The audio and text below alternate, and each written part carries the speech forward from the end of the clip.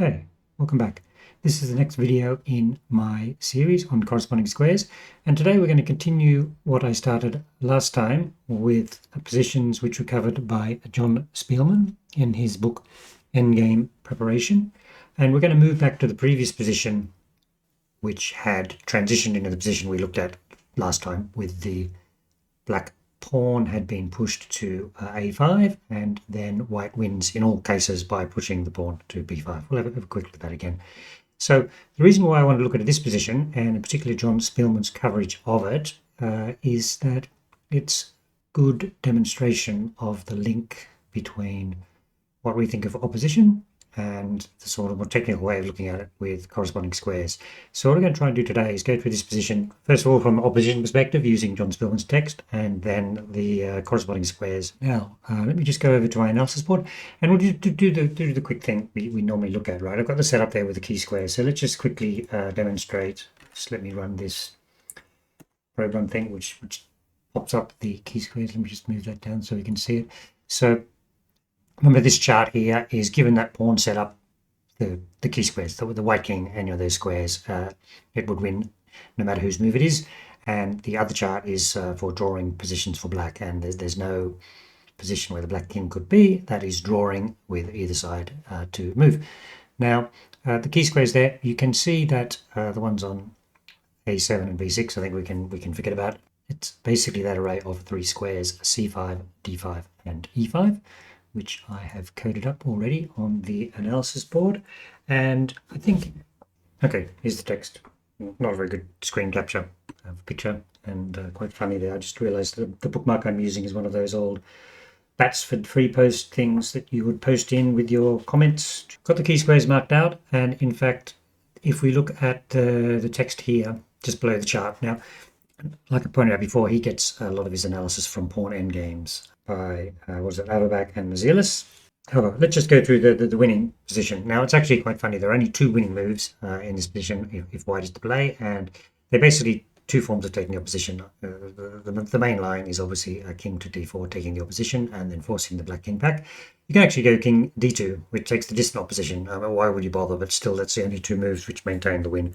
Let's go through the line, which just right there, which Speelman goes through. So let's follow Speelman's moves. So king to d4 has taken the opposition. He gives one main line, king c6, king e6, king c5, just dive in. We'll actually probably even capture the pawn. So king c6 looks like the most logical defensive move. He's saying king c4 is kind of useless because you still can't get through. So we've got to do the bypass move, which we've seen in other positions, king e5, and different moves. King c7 kind of makes sense to take the diagonal opposition, because now when white moves across, black's got the opposition, right? But now it's too late because white has a tempo move, a5. Black must give way, so king c7, logical move, king c5, and what's going to happen now? King b7. I mean, we can go through this very quickly. King d6, king b8, king c6, king a7, king c7, king a8, right? Just that standard process, right? So what we can see is we go back to the original position. Let me just quickly go back to that. So that's the original position, and taking the opposition 1, right? So that is, we'll just read what Speelman has in the next paragraph. As soon as white's king reached e5, the opposition ceased to matter because we have the tempo move. Right, now let's look at it from the other perspective. What about if black to move? Right, now he's doing a few things there. Just let me get this position with black to move. If he takes the opposition, what happens is white moves across to a c3, and then now, because the square c5 is covered by the white pawn, black can't move there, and now black will lose the opposition. If he moves back to c6, then white will move up to c4, and if he moves back to d6, white will move up to d4, right? So advancing is a mistake. So we go back to the position with black to move. This is where we're still thinking in terms of opposition. This is where the concept of distant opposition works, right? The right move is 1 king d7. So let's put it on the board. variation. So that's the position. We've got distant opposition. Now the point about this is if we put the key squares back on again, what black needs to be able to do is that if white threatens to move on to the key squares by moving up to the 4th rank, black then takes the opposition back on the 6th rank. So let's see how that works. If now king c4 or king c2, then king c6. Yep. King d4, king d2, king d6. Right, he's just holding station on the 6th rank. King c3, king c7. If white stays distant, we stay distant.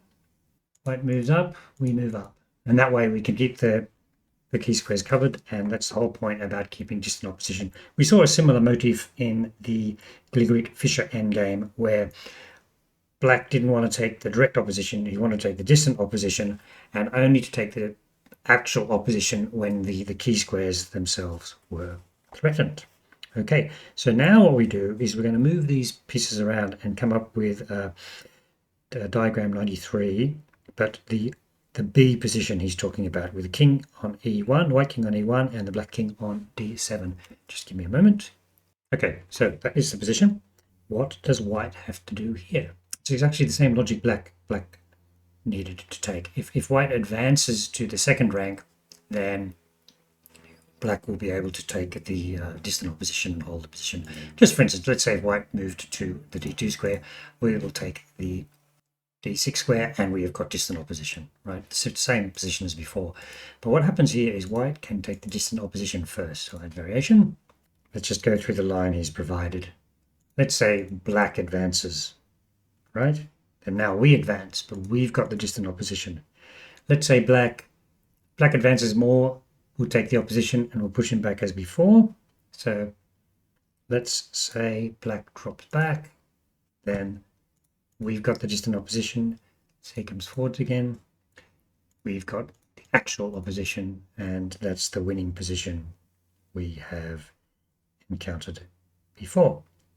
Now, let's go back to the original position, and we want to have this with black to play. We're quite used to the logic now. If we can't take the direct opposition, we can take the distant opposition. And now the position is a draw, because if white approaches, we've got the distant opposition, and that will be that. Right, so I hope from just a sort of a rundown of how we use the opposition. So this position, a win if white has the direct or distant opposition, and a draw if black has the direct or distant opposition. Okay, let me do my as usual thing. I'll just move the kings so we can think about the corresponding squares. Now, the key squares there, right? And then now let's put the corresponding squares on the white side. And I think we can easily see that these are the corresponding squares, right? That if white is on the c4 square, he's threatening those two squares, and black must cover by being also threatening to go there, right? So, right. So that's kind of the pattern, and the pattern just repeats as you go backwards. What we can look at is what Speelman is talking about. We could, however, also have thought specifically of squares corresponding to each other. Diagram 94, well, that's the next page. I'm just mapping that out.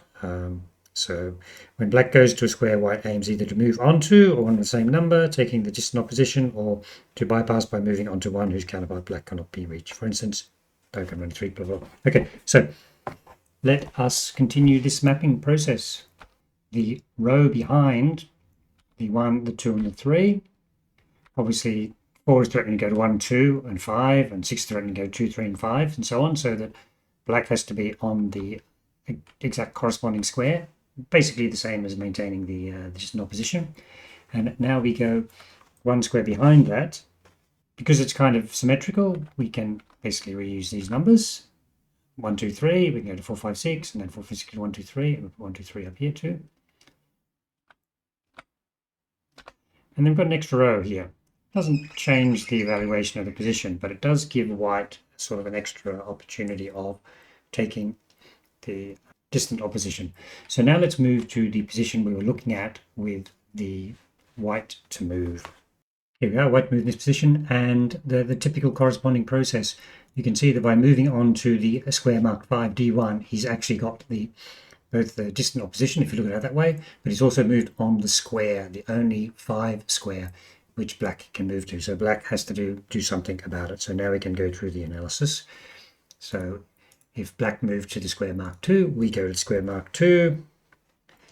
Black goes back to square mark 5. Now we can make progress to the next square mark 5. That's sort of the difference. We've got extra choices, which black doesn't have because he's on the wrong squares.